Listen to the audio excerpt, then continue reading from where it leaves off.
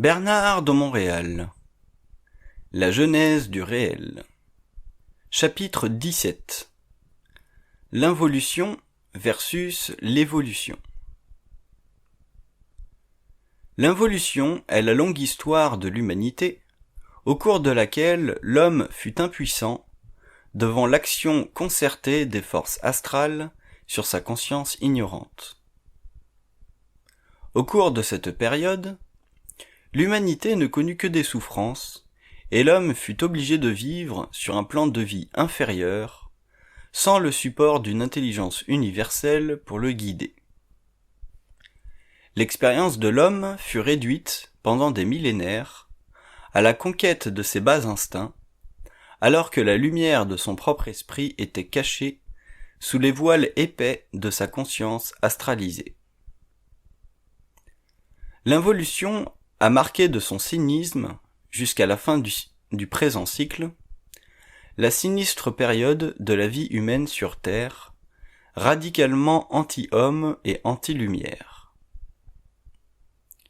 Cette période fut quand même importante, car elle permit que l'humanité transforme sa nature inférieure et l'élève à un niveau suffisamment noble pour que perce en lui une conscience capable de percevoir les nuances mensongères de son histoire et de sa race.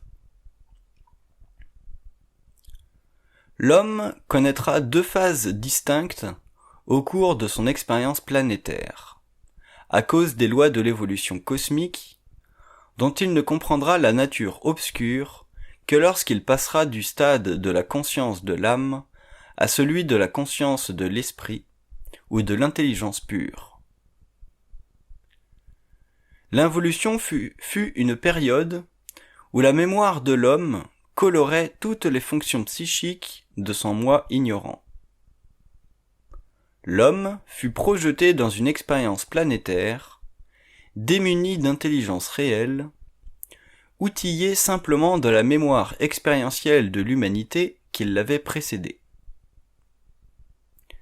Cette condition forcera l'homme nouveau, par la souffrance, à perfectionner son mental et à développer son intelligence intérieure jusqu'à ce qu'il bénéficie d'une intelligence pure qui le libérera de l'expérience ardue d'une conscience sans lumière. La lumière de l'astral fut le seul recours de l'être humain, et ce recours fut la marque terrible de son involution, sa descente aux enfers de l'expérience. L'évolution imposera un changement radical à cette condition, car l'homme nouveau retrouvera sa lumière et les clés d'évolution nécessaires pour reprendre contact avec sa source. Ces clés d'évolution ne seront pas faciles à intégrer, car l'homme est lié au monde de la mort depuis des millénaires, et son intelligence est endormie à un tel point que seuls de grands chocs peuvent le réveiller réellement. Pendant l'involution, il croyait que la connaissance devait venir de l'extérieur à lui-même. Évaluation normale, puisque ses circuits universels étaient fermés. Il ne possédait aucun autre recours à la connaissance que l'ensemble des spéculations accumulées par l'humanité avant lui. Selon la race ou la culture à laquelle il appartenait, il pouvait ajouter à son passé pour perfectionner sa conscience.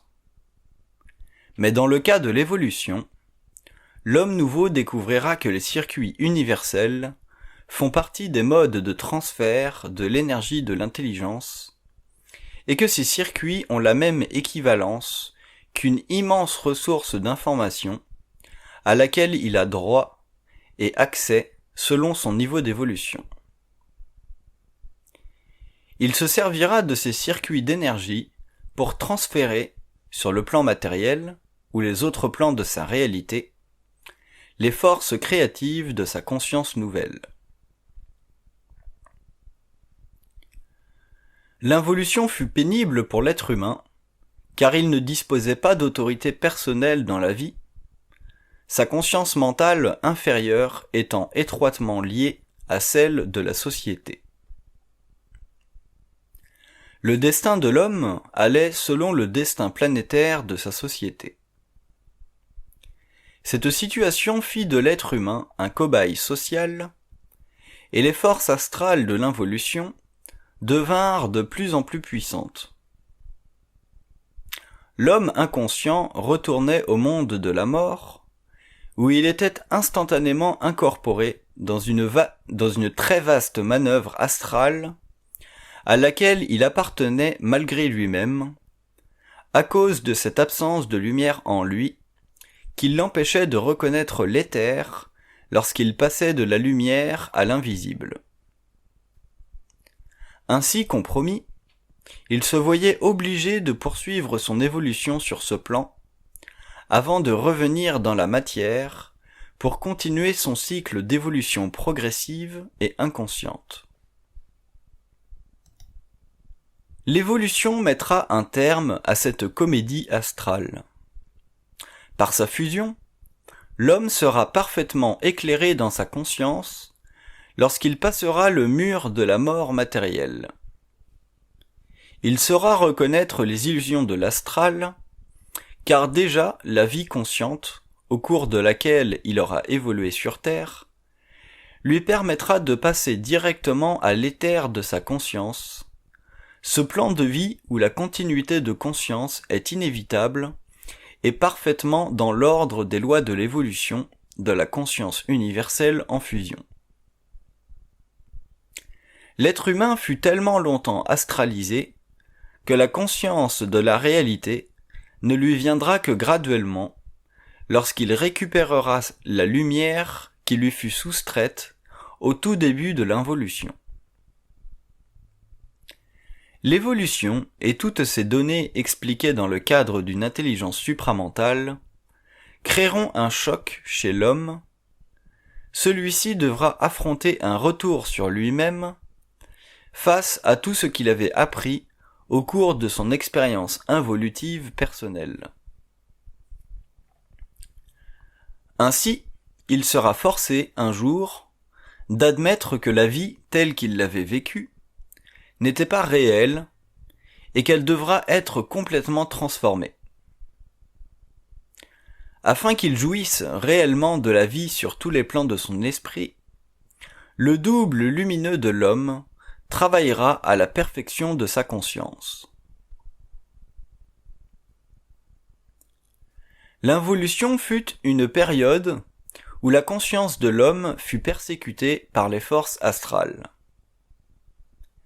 Cette persécution durera jusqu'à la fin de l'involution de la conscience humaine personnalisée. L'astral ne représente pas simplement le mal ou le bien, mais aussi la dualité de ces deux aspects de la conscience, qui doit être unifiée par l'action créative de l'intelligence pure de l'homme. Il y a des hommes pour qui le mal est bien, et d'autres pour qui le bien est mal. L'inversion est totale à cause des voiles de l'astral. Sans intelligence créative, sans lumière pure, l'homme fait difficilement la part des choses et peut se convaincre de l'une ou de l'autre. Ceci fut la cause des grands abus de l'homme contre l'homme au cours de l'involution et ne prendra fin qu'avec la descente d'une conscience supramentale non influençable par le monde de la mort. Il n'est pas encore évident à l'homme que sa nature involutive fut partagée entre deux forces obscures en lui. L'une fait partie de la mémoire astralisée de l'âme, et l'autre du feu de clarté dans l'intelligence. Que nous parlions des forces inconscientes des religions assoiffées de pouvoir spirituel, ou des nations assoiffées de pouvoir temporel, le problème demeure toujours un problème d'inconscience humaine, dont le prix fut payé au cours des âges par l'humanité ignorante des lois cosmiques de la conscience universelle. Ce que l'involution fut à la conscience collective, l'évolution le sera à la conscience individualisée. Ayant atteint la conscience individualisée, l'homme se libérera des forces de l'involution et progressera vers une conscience cosmique parfaitement libre. L'évolution permettra à l'être humain de reprendre sa place naturelle dans l'ordre des choses, et sa vie sur Terre ou sur d'autres plans sera totalement équilibrée. C'est pourquoi l'homme ne connaîtra plus la tyrannie des forces astrales qui détiennent le pouvoir sur lui depuis si longtemps. Mais sa conscience sera éprouvée jusque dans le moindre repli de ses mémoires, afin que la lumière jaillisse du plus profond de lui-même. L'homme nouveau ne réalise pas encore ce que veut dire évolution.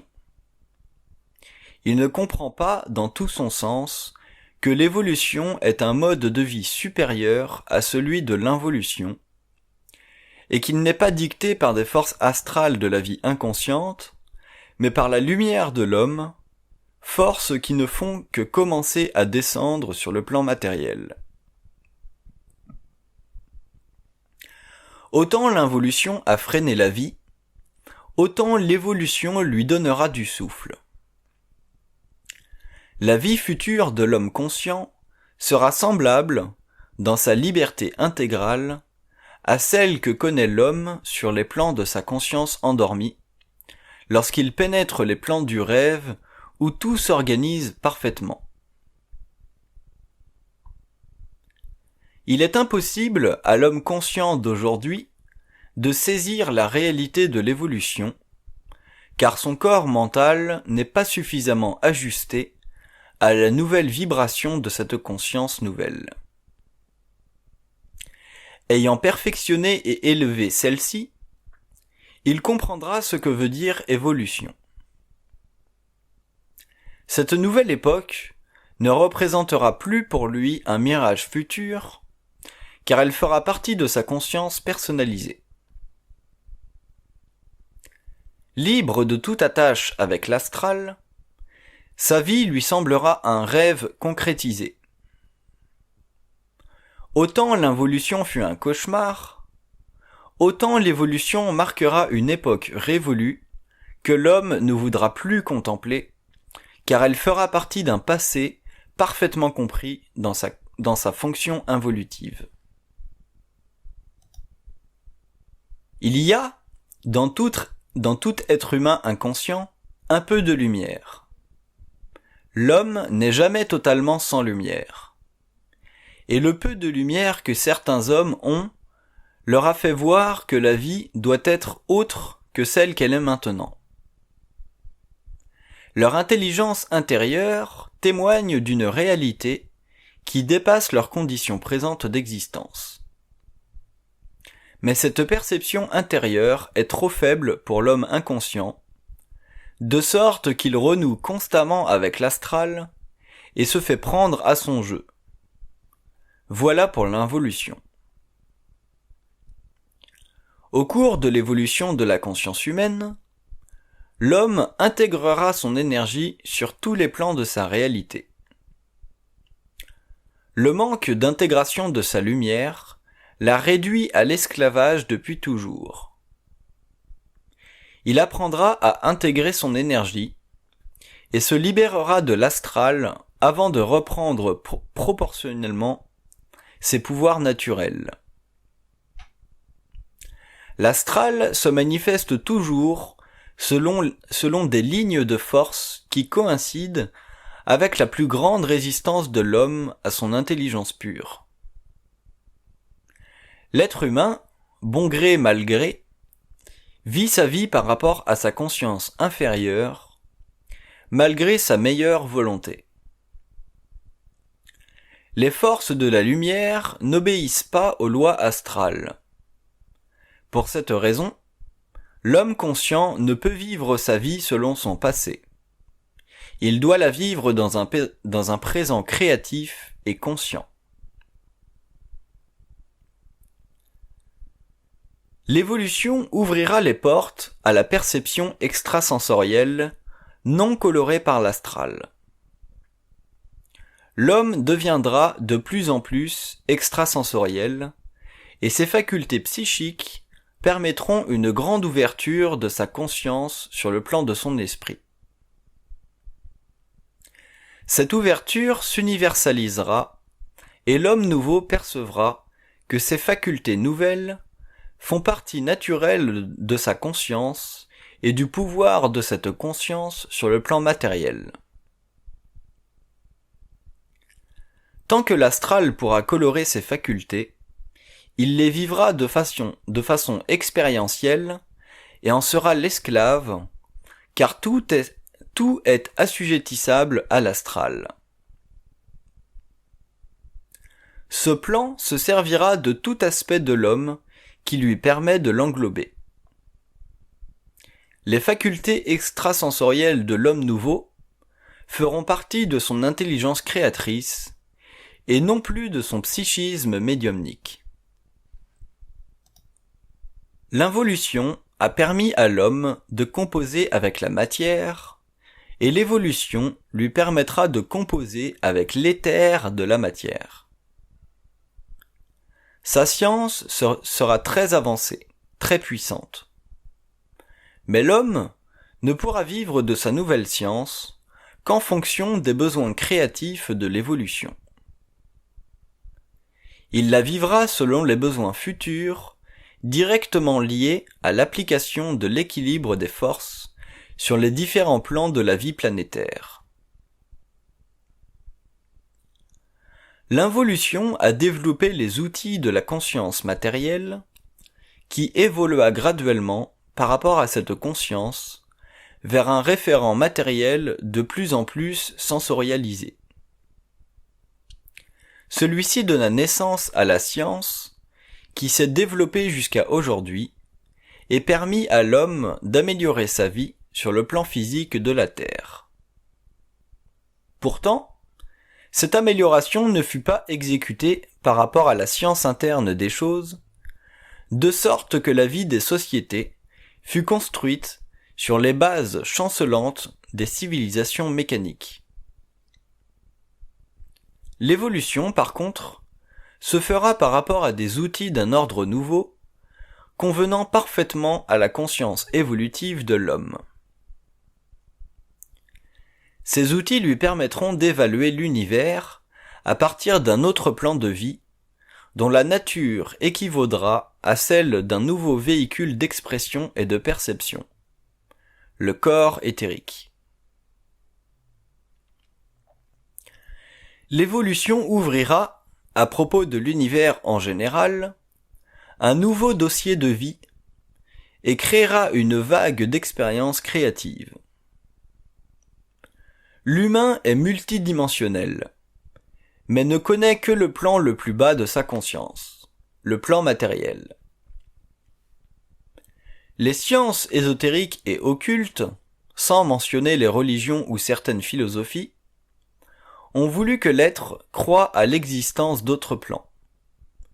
Mais cette croyance ne pouvait atteindre que le plan psychologique dans son ensemble, ou le plan astral dans des cas plus avancés, où des êtres évolués étaient à la recherche de certaines voies occultes ou mystiques, qui visaient la satisfaction d'une recherche intérieure.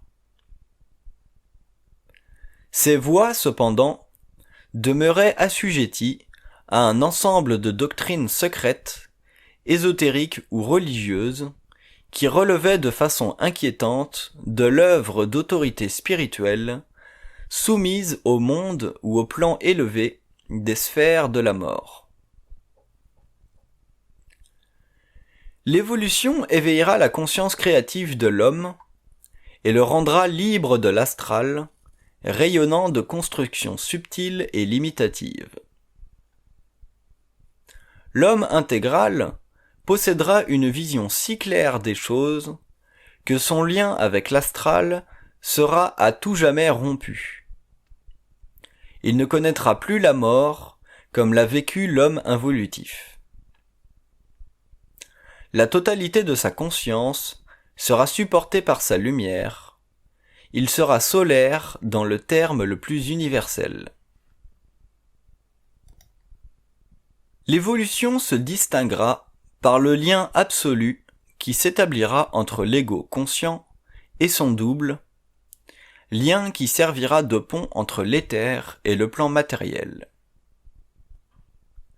Ce pont permettra à l'homme nouveau de se désengager parfaitement de l'énergie astrale de l'âme et de la mémoire qu'elle représente. Libérée du pouvoir de l'âme sur Terre, la personnalité se transformera et la personne créative indivisible prendra naissance, dotée des pouvoirs de la lumière qui lui reviennent de droit. L'évolution ne sera pas facile. Les obstacles égoïques seront formidables. Les êtres les plus forts réussiront à percer le mur dense de l'astral pour se retrouver de l'autre côté de la réalité planétaire. Les temps seront nouveaux, et la vie ne sera jamais plus la même. Les forces de l'esprit sont solaires et ne peuvent cohabiter avec l'astral. Cependant, tous les hommes ne pourront passer ensemble du stade lunaire au stade solaire de la prochaine époque. La majorité mourra la mort noire et perdra son identité de l'autre côté de la vie. Mais le passage de la conscience à l'éther révélera que la vie n'occupe pas simplement l'espace matériel, mais aussi l'espace psychique, faisant partie de l'ensemble des facultés dont l'homme doit devenir le maître absolu. Nouvellement instruit par le dévoilement du mensonge cosmique, l'humanité en sera immensément affectée, car l'homme solaire aura le pouvoir à lui seul de changer le cours de la civilisation à cause de ses liens avec des plans de vie non assujettis au monde de la mort. Celle-ci ne pourra plus perturber la conscience, car l'homme intégral ne vivra plus dans la lumière astrale du passé. Autant l'invisible fut un mystère, autant il deviendra une dimension en lui-même, et la conscience égoïque jouira d'une infinité créative à l'intérieur de laquelle l'objectivité intégrale remplacera la subjectivité intégrale. L'homme comprendra pourquoi la vie ne peut être comprise philosophiquement ou spirituellement. Il réalisera que la vie intérieure est une dimension objective du réel et qu'elle doit être amenée sous le regard des sens matériels. La division entre l'invisible et le visible cessera. La liaison entre l'esprit et l'ego sera totale et parfaite. L'involution a divisé la conscience pour que se développent les sens matériels. Ceci est accompli. L'homme doit maintenant passer à un stade où seul il pourra connaître la différence entre la vie et la mort, entre le visible et l'invisible, pour reprendre le contrôle des forces qui sous-tendent l'ordre universel. Les forces nocturnes veillent au maintien d'un certain désordre sur Terre. Elles sont sous le contrôle des forces lunaires. Un changement de polarité sur Terre sera essentiel et inévitable après la fusion de l'homme avec son énergie vitale. À partir de cette époque, l'homme découvrira sa fonction créative sur le globe et comprendra pourquoi il est sur Terre, en matière et en esprit. L'évolution progressera à mesure que l'être découvrira que sa vie est totalement entre ses mains.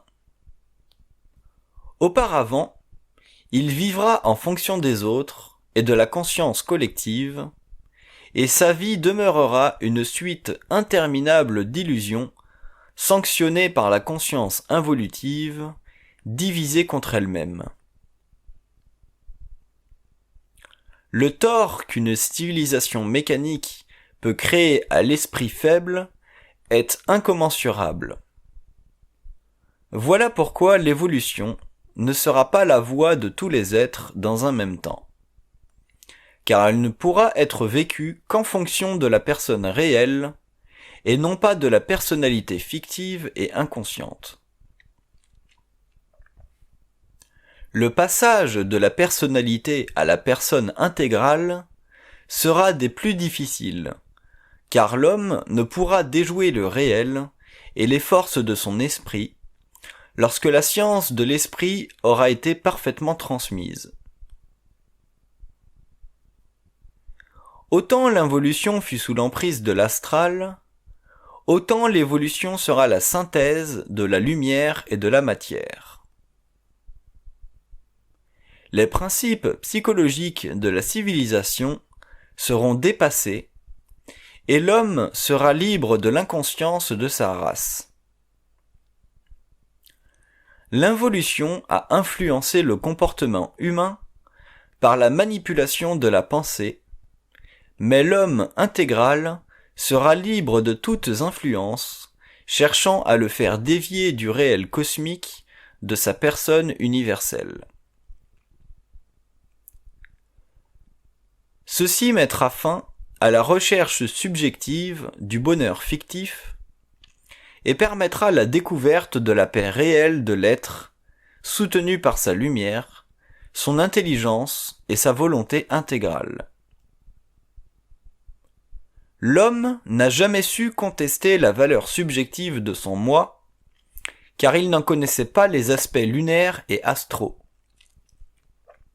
Le savoir, c'est-à-dire la connaissance profonde de cette dimension de lui-même, demeurait figé dans la lumière, et sa fusion avec l'homme ne pouvait se concrétiser dans le temps qu'à partir d'un nouveau cycle d'évolution, coïncidant avec l'ouverture des circuits universels en lui. Ainsi, la conscience humaine devint, au cours des âges, de plus en plus torturée par la vie, et les forces de vie ne pouvaient s'équilibrer dans un médium non développé. L'involution servit de tremplin à l'homme, l'évolution lui servira de sphère infinie et le portera à l'exploration psychique de la vie, à tous les niveaux de sa réalité cosmique et universelle. L'homme fera contact avec des sphères d'intelligence et de force dont la nature universelle demeurera de tout temps un mystère pour sa conscience. Enfin libre de ces mystères, la science transfigurera la Terre, elle donnera à l'humanité une voie d'accès aux grands espaces au-delà du système, à l'intérieur duquel elle fut liée à la finitude de la matière. Éveillé à l'existence de l'éther, l'homme ne connaîtra plus la mort. Sa conscience le suivra dans l'espace et le temps. Il découvrira d'autres temps et d'autres espaces, dont la nature fait partie de l'organisation cosmique de l'univers. La vie l'éblouira pour la première fois depuis sa descente dans la matière dense où, avec ses sens mal ajustés, il ne peut avoir une juste mesure du réel et de l'infinité dont il fait partie intégrante. De l'évolution de l'homme jaillira une conscience renouvelée, élevée à un niveau inconnu dans les annales de l'humanité involutive.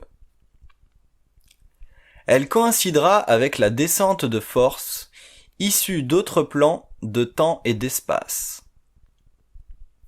La révolution mondiale s'effectuera à une échelle cosmique, venant de dimensions psychomatérielles que l'homme a toujours, dans son ignorance, considérée au-delà du spirituel, alors qu'elle coïncide avec des facettes du réel inconnues sur Terre. Les forces dites cosmiques sont intelligentes et créatives. Elles sont dotées de pouvoirs qui dépassent l'imaginaire involutif humain et sont reliées à la réalité intégrale de la conscience supérieure des races avancées qui surveillent depuis longtemps l'homme dans son évolution. Le contact entre l'homme et ses plans de vie apportera à la Terre une nouvelle science, dont le but et les conséquences seront l'arrêt à l'échelle mondiale de toute forme de décadence scientifique causée par des hommes qui ne voient dans la science que profit et gloire personnelle. La science ne saura être mise au rencard par les ordres praticiens de la science moderne mécaniste, car elle donnera à l'homme le pouvoir sur la matière. Les institutions qui ont, par le passé, renié ou cherché à nier la multidimensionnalité de la conscience, seront les premières à connaître le grand bouleversement des forces psychiques de la conscience de l'homme intégral. La Terre ne peut être indéfiniment soumise aux lois de l'involution, ces lois de la faillite. La prochaine époque rétablira l'équilibre rompu par les forces inconscientes de l'involution à partir du moment où l'être aura librement accès à ces forces psychiques. L'involution a attesté l'ignorance et l'évolution attestera la supériorité créative de l'homme solaire, son indépendance d'esprit et sa capacité à se libérer de la prison de l'histoire, dont la mémoire a converti l'intelligence en une fosse sceptique remplie de rebuts et incapable de se vider elle-même. La pollution de la conscience humaine atteindra un tel niveau que la confusion figera le mental planétaire, état qui poussera l'homme, affaibli par les forces psychiques de l'involution, vers la détresse et l'immobilité. L'être sensible souffrira le plus de cette situation. Il sera toujours plus vulnérable que l'être hautement mécanisé et abruti dans son aveuglement. L'homme intégral réalisera que la vie inconsciente de la Terre est fixée par une programmation qui émane des plans subtils de sa conscience et sert d'expérience à l'humanité entière. Cette expérience remet constamment en question l'intelligence humaine. Elle la réduit à un simple réflexe sociologique, où l'être vit selon le mouvement de myriades de forces nocturnes qui envahissent sa conscience humaine et font de lui l'esclave de son siècle au lieu du maître de sa destinée. L'avenir de l'humanité sera de toutes pièces créé de confrontations. Les plans seront renversés et la vie invisible se matérialisera sur le globe. Le secret des sphères sera révélé à l'homme et jamais plus l'être conscient ne vivra dans l'ignorance. L'évolution de la conscience sera en fait une révolution dans la perception qu'il aura de ses racines dans la matière et les éthers de vie d'où elle est originaire. Ces éthers de vie susciteront dans la conscience supérieure de l'homme de nouvelles dimensions d'expérience, dont certaines devront être neutralisées par sa conscience éveillée. Sa psychologie sera tellement avancée que celle d'aujourd'hui paraîtra totalement inadéquate pour la compréhension des plans psychiques qui sous-tendent la structure de l'ego et du moi. L'homme a toujours pensé par rapport à la mort, alors qu'il existe d'autres niveaux de vie où la mort n'existe pas. L'immortalité de la conscience fait partie du fait cosmique de l'homme, et ceux qui, sur le plan matériel, sont suffisamment évolués pour le sentir intuitivement, reconnaîtront réellement l'être de la nouvelle époque lors de la fusion des forces cosmiques de la lumière avec l'homme. L'évolution et l'involution de la conscience forment un cycle complet de vie sur Terre. Les âmes en évolution de conscience devront revenir sur le plan matériel ou continuer leur évolution sur d'autres planètes. Mais l'évolution de la Terre ne sera plus retardée, car les forces psychiques de l'humanité seront augmentées pour l'amener à comprendre la vie dans son ensemble cosmique et universel. La vie involutive fut une expérience de longue durée pour l'humanité. Son histoire fut vécue à travers beaucoup d'illusions qui empêchèrent l'homme de reconnaître les origines occultes de sa conscience.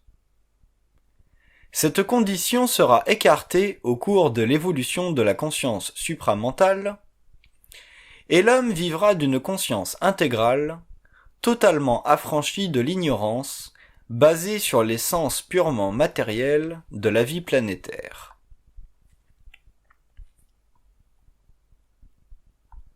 La prochaine époque verra tellement de formes se briser, lors de la confrontation de l'ancien et du nouveau régime de vie, que l'être sera le premier à en bénéficier dans la mesure où il aura la force mentale pour en supporter le choc.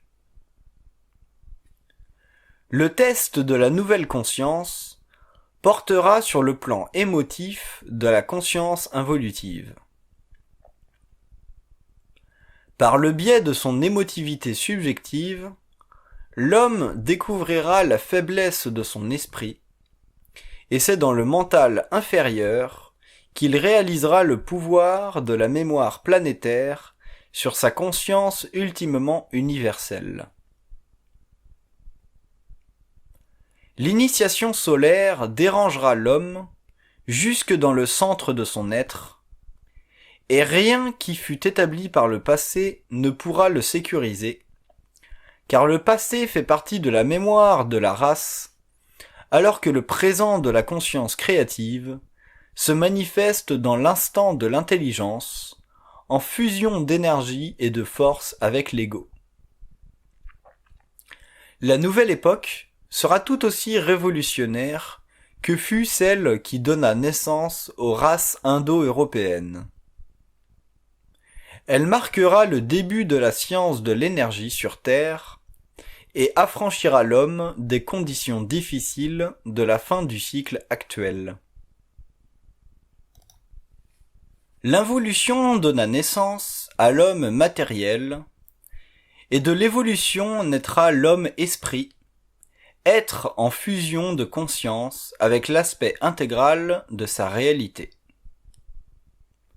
Les plans les plus élevés de la vie feront un avec les plans les plus bas, et la nouvelle race universalisée ne risquera plus la destruction de son héritage, car les forces psychiques de l'homme objectiveront la puissance de l'éther, puissance créative des aspects cosmiques de l'homme. L'être mécanique perdra le contrôle de sa civilisation. La science des espaces-temps sera révélée, et les hommes de lumière inventeront de nouvelles technologies pour faciliter le passage de l'homme vers d'autres planètes et d'autres soleils. La science matérielle sera remplacée intégralement par une science psychomatérielle née de l'expérience de différents temps dans la conscience de l'homme intégral. Les forces cosmiques, inconnues jusqu'ici, feront naître sur Terre une paix que l'humanité n'a jamais connue. La paix de la hiérarchie. Cette dernière veillera à l'évolution des races anciennes jusqu'à ce que l'humanité passe à son stade final d'évolution, où l'homme n'aura plus besoin de son corps matériel pour parfaire son évolution. Ceci marquera la plus grande époque de la Terre, et les races seront finalement anéanties. Leur division aura servi à l'expérience de l'âme. Lorsque l'homme sera prêt, les races n'auront plus de fonction. Les êtres seront parfaitement individualisés, parfaitement intégrales et unis dans leur conscience cosmique. La mort n'existera plus et la conscience de l'homme sera permanente, comme elle doit l'être selon les lois de la vie. La prochaine époque verra la naissance de l'homme réel, l'être intégral, celui qui aura dépassé la recherche spirituelle de l'involution. Cet homme fera partie de l'évolution d'un système de vie jamais connu sur Terre depuis la descente de l'être dans la matière. Doté d'une conscience supérieure, fondée sur la présence de la conscience universelle, il instituera une réforme à l'échelle de la vie planétaire. Son influence sera grande et marquante, et sa vision de la vie dépassera celle de l'homme ancien. Sa science sera remarquable et ses faits gratuits. Marqué par la lumière qui formera une unité avec lui, il rapprochera finalement du modèle humain conçu sur les plans supérieurs et attendu depuis longtemps dans les sphères. L'homme évolutif représentera tout ce qui est grand chez l'être humain, et sa vie sera plus réelle que peut l'imaginer l'involution de son esprit. La réalité de sa vie sera l'expression de la fusion de l'énergie avec ses principes inférieurs. L'involution a préparé l'homme sur le plan de l'expérience de l'âme, mais elle l'a coupé de sa source à cause de son ignorance profonde de la nature de la vie. La conscience humaine est un fait acquis sur Terre, mais ce processus s'éveillera avec les siècles à une dimension nouvelle de la vie. La conscience réelle, dans le cadre de cet ouvrage, fait référence à la liaison consciente ou sciente entre l'ego et le double. Elle ne fait pas simplement référence à un état mental de l'homme endormi. Lors de l'éveil de la conscience évolutive, l'être réalisera que sa soi-disant conscience antérieure n'était qu'une forme de sommeil de l'esprit à travers l'activité mentale inférieure de son ego. L'évolution et la conscience humaine seront unifiées alors que l'involution donna à l'homme sa conscience planétaire fondée sur le lien astral entre le monde de la mort et la matière. Au cours de l'évolution, les clés de la conscience humaine évolutive et réelle seront données à l'être, car elles font partie de l'évolution et ne pouvaient lui être transmises pendant la période involutive de sa race. L'évolution lui permettra de revenir à la source en dépassant la désinformation systématique de l'astral, plan responsable par le passé d'une perte constante d'énergie qui ultimement le mena à la mort. L'homme réalisera alors que la dimension cosmique est réelle et transcende la simple expérience de sa conscience involutive. L'involution de la race humaine fut liée à des facteurs qui divisèrent son être. Ainsi, toute élévation au-delà de sa réalité devint, cosmiquement parlant, un fait irréalisable. L'homme nouveau ne pourra échapper à l'intégration de la dimension cosmique de sa nature, car le niveau mental auquel il fut habitué auparavant lui sera retiré. Il prendra ainsi conscience d'autres niveaux d'intelligence, en communion avec lui sur le plan mental supérieur de sa conscience transformée. L'involution fut une période au cours de laquelle l'être humain fut coupé de sa source à cause des lois cosmiques régissant l'évolution des races et de leur civilisation. Cette rupture avec l'invisible était inévitable, car l'homme avait développé tous ses principes. Doté d'une conscience astrale en force et d'une conscience mentale réflexive, il lui aurait été impossible de comprendre les relations subtiles du double et de l'ego, car il était incapable de répondre à une communication supérieure avec le double.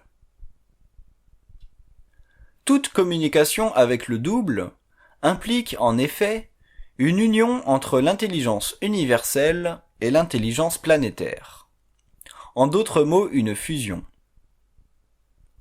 Au cours de l'évolution, l'homme sera adapté psychiquement à une plus haute fréquence d'énergie mentale, lui permettant alors de répondre parfaitement à cette énergie nouvelle. Ainsi s'uniront pour la première fois l'ego et le double, et l'homme naîtra à sa réelle splendeur, à la totalité de ce qu'il est cosmiquement et planétairement. Avant la venue de cette époque, une grande force créative pénétrera la conscience de la Terre, afin que les individus puissent briser le lien psychologique entre la conscience de la race et celle de l'homme.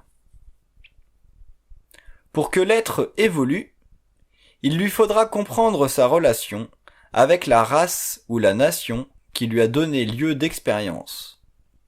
Sinon, il ne pourra mesurer équitablement sa sensibilité, puisque celle-ci est naturellement conditionnée par la mémoire de la race. L'homme sera libre de la mémoire sociale, car l'involution, pour lui, sera un fait passé de l'expérience, et aucune force ou influence socio-psychologique ne pourra affecter son lien avec l'universel. L'homme devra briser les chaînes qui le lient à la race ou la nation pour devenir intégralement unique dans sa conscience, au sens universel du terme.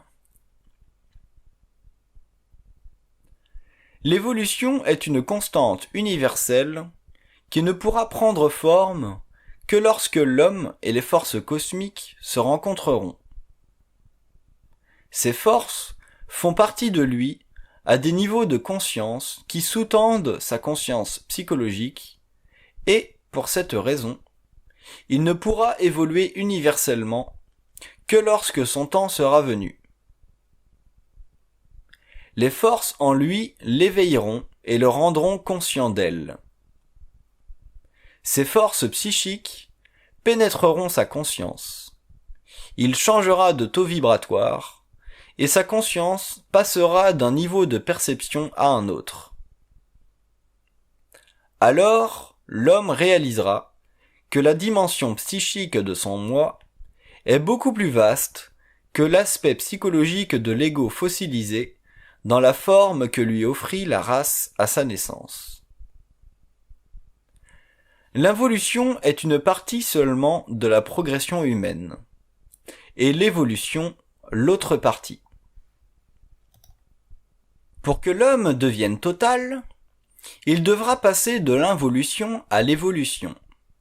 Cette période dans la vie, où il vécut selon la conscience de la race, à cette autre période au cours de l'avenir, où il vivra en fonction de sa conscience pure, en fonction de son lien universel avec le double. Cette condition est absolue et irrévocable, car elle fait partie des lois de l'énergie en évolution. Tant et aussi longtemps que l'homme sera régi par des lois inférieures de vie, sa conscience répondra à ce type de vie. Lorsqu'il passera à un autre niveau d'évolution, sa vie changera en fonction du rapport entre lui et les forces nouvelles qui descendront sur la Terre. La conscience de la race fut le seul point de référence de l'homme ancien concernant la vie et l'univers. L'homme devait se fier à la conscience de la race ou perdre le privilège d'appartenance qui lui était offert.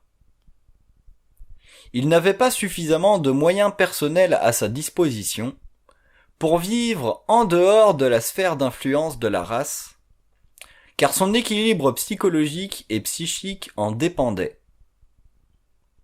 Ces temps ne sont pas encore révolus, mais déjà l'homme commence à se rendre compte de la relativité des valeurs dans le monde, surtout depuis la diffusion accélérée de l'information par la presse, la radio et les autres moyens de communication.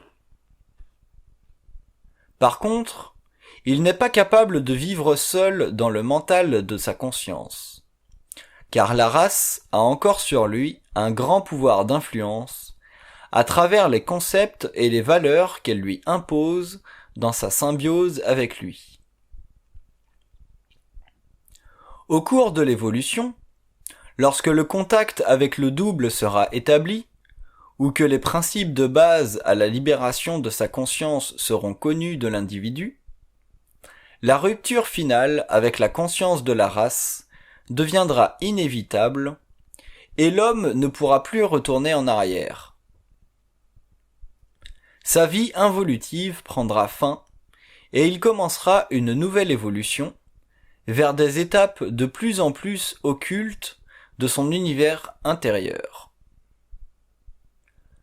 Le temps psychologique et les temps psychiques entreront en conflit et l'homme se verra de plus en plus en voie d'évolution rapide vers une dimension de la conscience qui ne se fera sentir que dans la mesure où il aura été préparé à la vivre intégralement. Le mot évolution veut dire réaction contre le pouvoir de l'astral sur l'homme. Ce terme fait référence à l'englobement de l'homme par des forces psychiques dont il ne connaissait ni la nature, ni les lois, ni les intentions. À cause de cette ignorance, il n'a jamais pu saisir ce que veut dire le mot homme.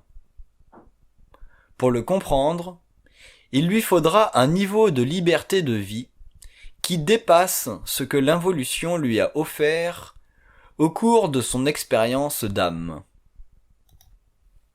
Afin de connaître la liberté universelle, l'homme devra passer le seuil de l'initiation astrale et pénétrer dans le corridor de l'initiation solaire.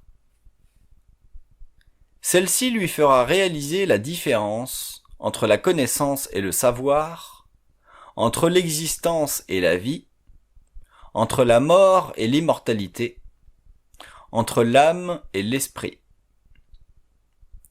L'homme doit avoir accès à tout, sinon sa vie n'a aucune valeur réelle. Elle n'a qu'une valeur d'expérience qui ne fait pas partie de sa totalité. Tant qu'il demeurera divisible, il sera violable.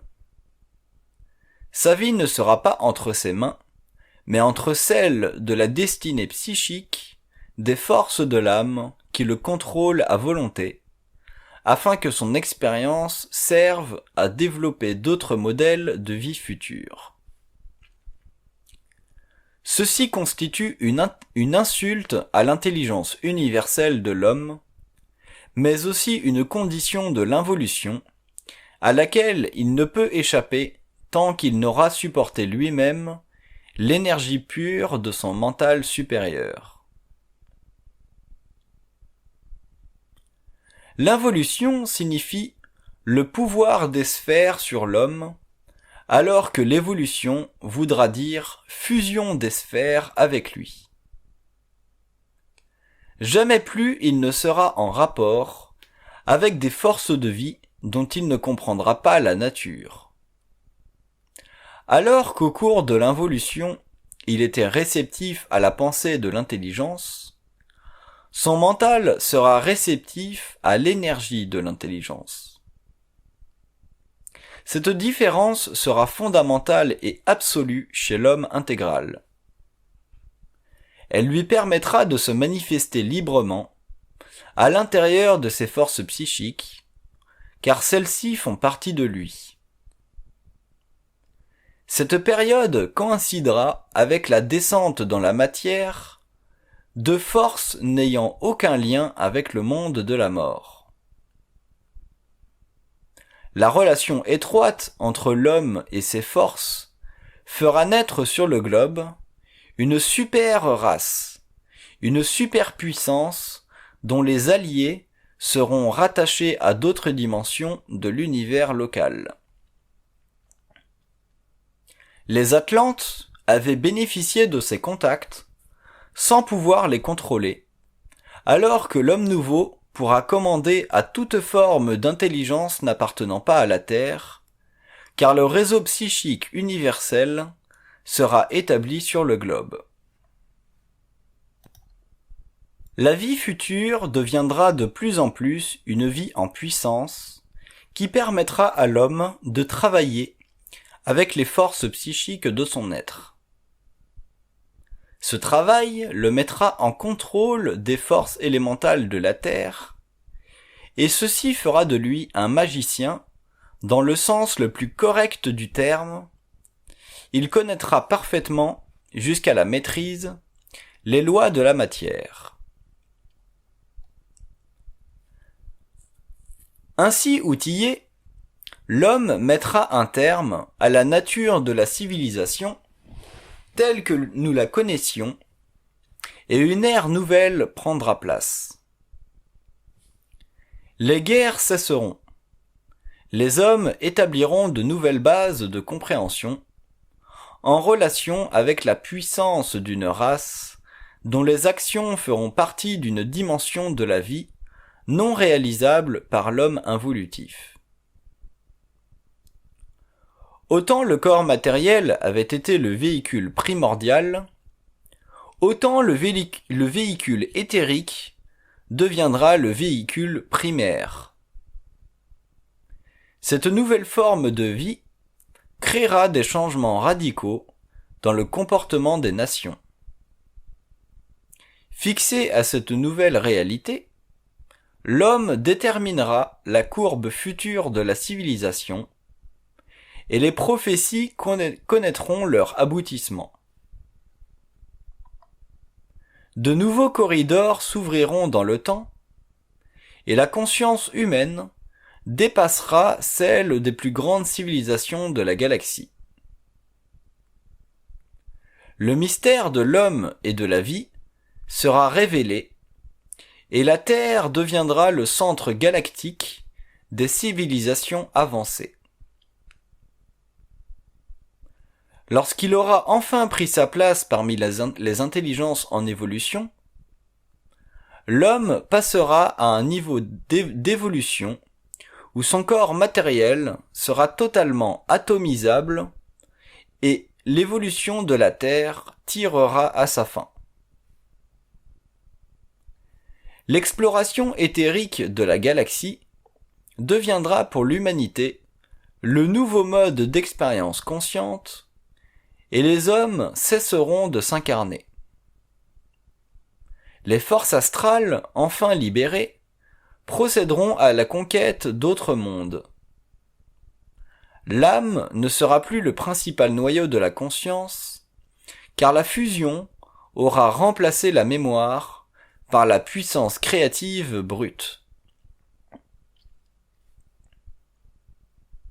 Pour comprendre l'évolution et son rapport étroit avec l'involution, l'homme devra passer d'un niveau mental subjectif, conditionné, à un niveau mental perfectionné et objectif, né de la fusion du double avec l'ego.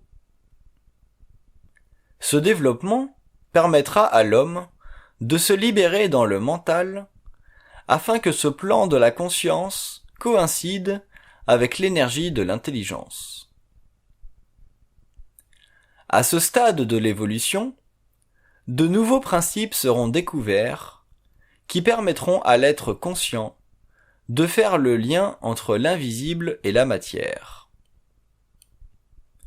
Ce lien sera important car la nature de l'intelligence ne peut être enregistrée dans le mental inférieur puisque l'intelligence mécanique ne peut absorber des concepts de temps et d'espace perceptibles seulement par la conscience des cellules ou le mental éthérique.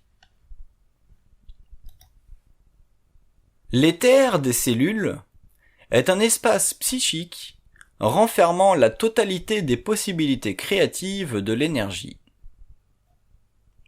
Une cellule n'est pas simplement une partie matérielle du cerveau physique, mais aussi un aspect subtil de l'énergie éthérique qui doit passer par le cerveau matériel pour lui donner une fonction rationnelle et réflexive.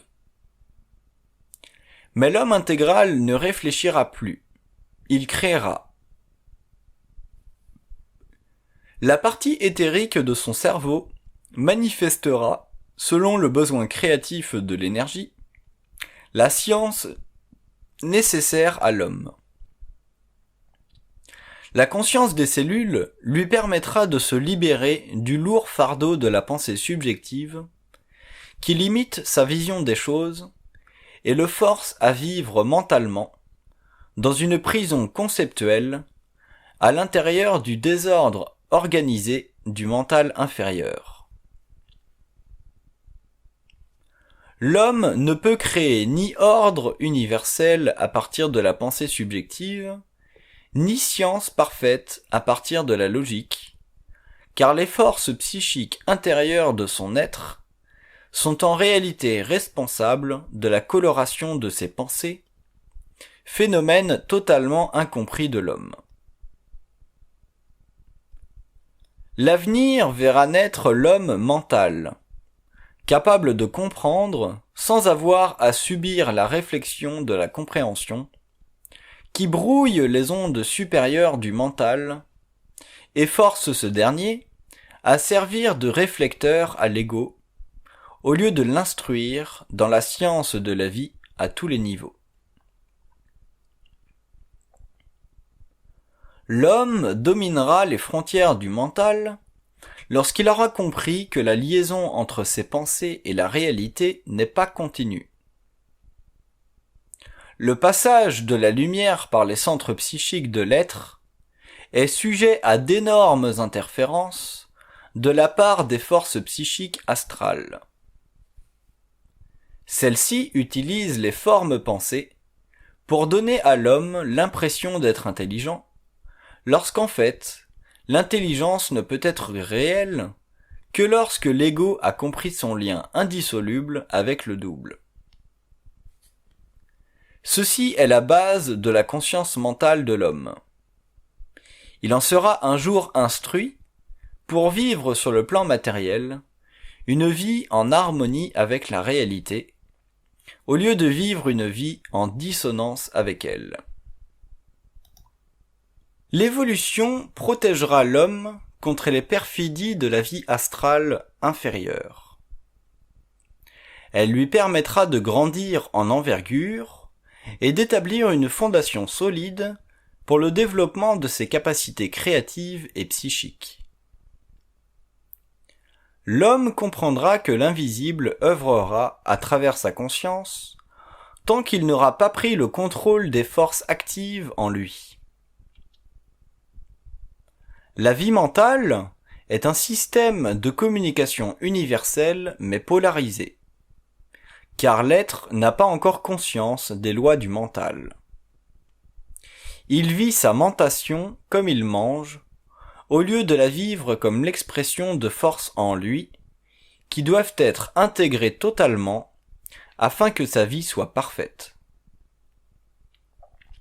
Les connaissances de l'involution sont nettement insuffisantes à l'évolution de la conscience sur Terre.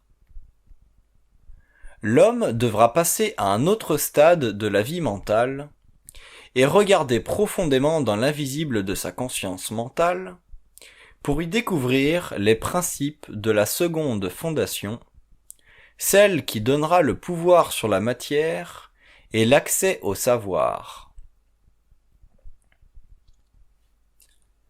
L'évolution de la conscience supramentale exercera un pouvoir progressif chez l'être humain.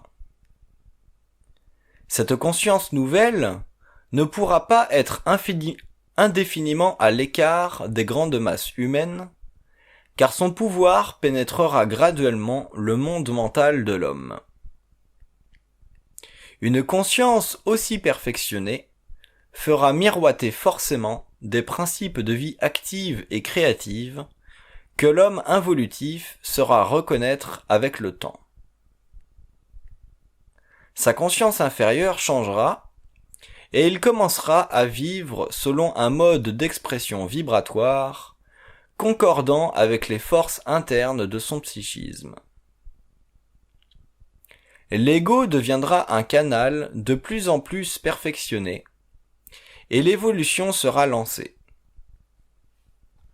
L'homme admettra que le rapport entre le double et l'ego consiste en fusion d'énergie comparable à l'unification de deux extrêmes limites de la conscience humaine. Il percevra que la vie de l'évolution est nettement supérieure à celle de l'involution et que ses conséquences sont favorables au développement parfait de l'homme de la Terre. L'univers est une multiplicité de plans et de mondes interreliés, dont les facettes multiples se raccordent ou se désaccordent dans la conscience de l'être planétaire. L'évolution de la conscience supramentale corrigera cette situation qui fit de l'homme involutif un être esclave de la vie et dont les exploits furent la souffrance de l'humanité.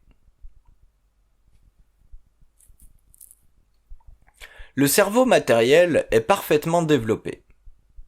C'est au niveau de son contenu psychique que l'homme a de grands progrès à faire. Et ce contenu ne peut évoluer que dans la mesure où l'être sera prêt à dépasser les limites psychologiques de l'ego, reliées à son appartenance à la conscience involutive de la race. L'homme est un être sans identité réelle et permanente, qui ne peut diminuer les influences astrales sur son mental sans le support de sa propre lumière. Sa lumière dépasse en intelligence ce que l'homme peut imaginer. La fondation psychique est en avance dans le temps sur la fondation psychologique, car l'esprit ne traite pas de mémoire, mais de lumière. Lorsqu'il pénétrera dans le monde mental supérieur de sa conscience, son contenu psychique évoluera à un rythme croissant, alors le temps modifiera sa conscience et ouvrira de nouveaux corridors de vie qu'il pourra enfin pénétrer consciemment afin de passer d'un niveau de vie planétaire à des niveaux de vie et de conscience cosmiques. La valeur de ces nouvelles expériences sera sans limite, car l'extériorisation psychique de l'homme, ou de tout être avancé, est l'ultime liberté de l'esprit dans les mondes parallèles. À partir de cette vie nouvelle, l'homme cessera d'être humain et deviendra surhumain, égal aux forces qui dominèrent son expérience intérieure pendant l'involution. L'évolution marquera le début du déplacement de l'homme dans les éthers supérieurs de vie. Au cours de cette époque, il découvrira les mystères et ses connaissances anciennes s'évanouiront. Comme il aura intégré les dimensions réelles de son psychisme, il se frayera un chemin dans la vie mentale et sa conscience s'immortalisera. Les conditions planétaires d'existence cesseront pour lui, et la rencontre de l'homme avec des intelligences extratemporelles donnera à la Terre un statut galactique. Le globe cessera d'être une station expérimentale de vie et deviendra un centre d'énergie nouvelle, nécessaire à l'évolution supérieure de la vie universelle. L'évolution de la vie mentale de l'homme intégral coïncidera avec la présence sur Terre d'un noyau d'énergie créative qui aura des conséquences majeures pour l'évolution. Le temps nécessaire à l'évolution de l'humanité ira de pair avec les travaux effectués sur le globe par des êtres conscients et intégrés à l'énergie des plans. Cette époque ouvrira un nouveau monde à l'homme, d'où émergeront de grandes possibilités, servant à l'évolution des races retardataires, de plus en plus désaffectées par le cycle involutif. L'évolution vers l'individualité intégrale fera partie de la nouvelle époque. De grands centres de connaissances naîtront au service de l'homme. Le contact entre la Terre et les races supérieures annoncera la fin du cycle involutif et l'humanité sera protégée d'une trop grande détérioration de sa conscience planétaire. Mais aucune aide extérieure ne lui viendra avant qu'elle n'ait fait l'expérience de ses faiblesses profondes. L'évolution de la Terre correspondra à l'ouverture de ses centres éthériques, point névralgique de la vie parallèle, dont les corridors seront ouverts dans la mesure où l'homme aura accès à un niveau de conscience vibratoire supérieur. Son entrée dans ces domaines de la vie éthérique sera la preuve finale que la vie de la Terre est directement reliée à la vie cosmique des sphères. Depuis longtemps déjà, les corridors éthériques de la planète sont liés à des vagues de vie et répartis vers d'autres points de la galaxie. Ces centres, équivalents à des phases de vie laissés derrière par des civilisations qui, voilà très longtemps, ont survécu à des désastres de grandes envergures sur le globe. Ces races sont réparties pour évoluer sur d'autres planètes, alors que l'homme lui-même, fils de ces races, dut évoluer à travers les ténèbres de sa propre conscience involutive, jusqu'au jour où le contact sera rétabli sur les plans occultes de la conscience éthérique de la planète. L'homme intégral réouvrira ses centres d'énergie cosmique et la domination de la matière se fera selon sa volonté. L'entrée de l'homme dans les cavernes éthérisées de la Terre coïncidera avec les bouleversements considérables que devra subir l'humanité. Ces derniers entraîneront de grandes pertes inévitables, car tous les hommes ne peuvent dans un même temps croître en conscience réelle et universelle. L'involution a abruti l'homme, car ses centres d'énergie étaient insuffisamment développés pour lui donner accès à la lumière. Il dut vivre sur Terre en fonction d'une mémoire subjective et subconsciente, colorée par les faces astrales de son psyché planétaire. Il développa ses principes inférieurs, Mais ce développement fut insuffisant pour l'acheminer vers le centre de lui-même, car ce centre ne fait pas partie de ses principes planétaires, mais de ses principes cosmiques.